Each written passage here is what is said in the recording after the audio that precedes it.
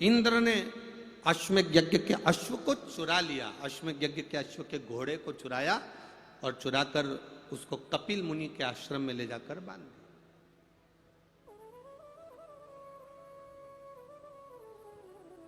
जब कपिल मुनि के आश्रम में ले जाकर बांधा, कपिल मुनि के आश्रम में जब उसको बांधा गया, तब राजा सगर ने मन में सोचा कि भाई कपिल मुनि के आश्रम में ये घोड़ा, राजा सगर को लगा कि उस घोड़े को ढूंढना जरूरी है। उन्होंने अपने 60,000 बेटों को बुलाया और 60,000 बेटों से कहा, जाओ जाकर जरा इस पुत्र को, मैं वो घोड़ा जो घूमा हुआ है, अपने पुत्रों को बुलाकर कहा कि उस घोड़े को ढूंढ कर लेकर आओ, जाओ जरा जाओ। अब घोड़ा ढूंढने के लिए गए। जब घोड़ा ढूंढने के लिए गए तो घोड़ा मिला नहीं। ढूंढते ढूंढते राजा सगर के 60,000 बेटों को मालूम पड़ा कि जो घोड़ा है वो कपिल मुनि के आश्रम में बंधा हुआ है, कपिल मुनि के आश्रम में बंधा हुआ है। वो घोड़ा कपिल मुनि के आश्रम में बंधा है। ये उनके स्मरण में आ गया, ये उनकी भक्ति स्मरण चित्त में आया। अब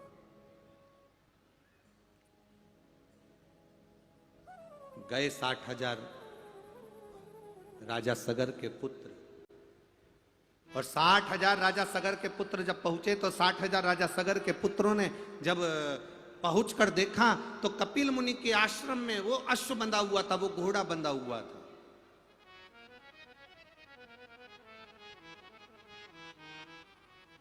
राजा सगर के 60,000 बेटों ने कह दिया, ये कपिल मुनि तो चोर है।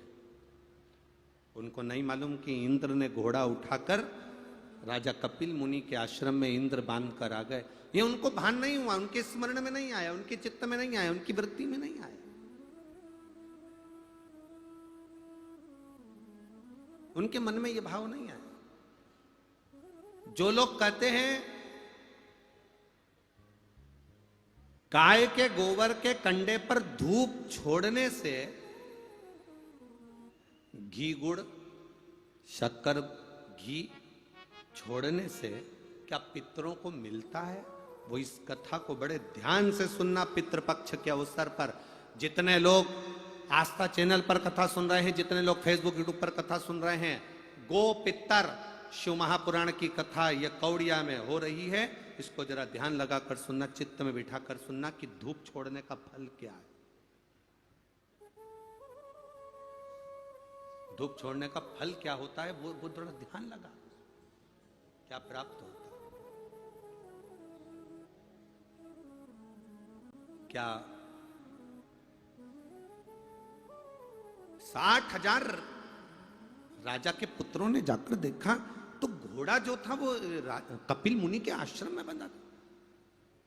सबने कहा यहां कपिल मुनि का आश्रम में चले जाओ चले जाओ, पर जब व्यक्ति के भीतर अहम उत्पन्न हो जाता है, अरे कपिल मुनि होंगे अपनी जगह पर, ऋषिवर होंगे अपनी जगह पर, एक गुरु का ये काम होता है घोड़े को चुरा लेना, एक गुरु का ये काम है कि अश्व को चुरा लेना, ये अच्छी बात नहीं है,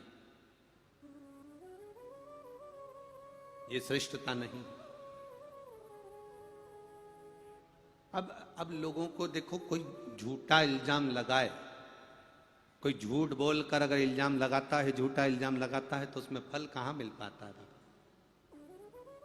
लगाया गया झूठा इल्जाम, कपिल मुनि के नेत्र खुले और 60,000 राजा सगर के 60,000 पुत्र एक दृष्टि से जलकर भस्म हो गए। एक दृष्टि से जलकर भस्म।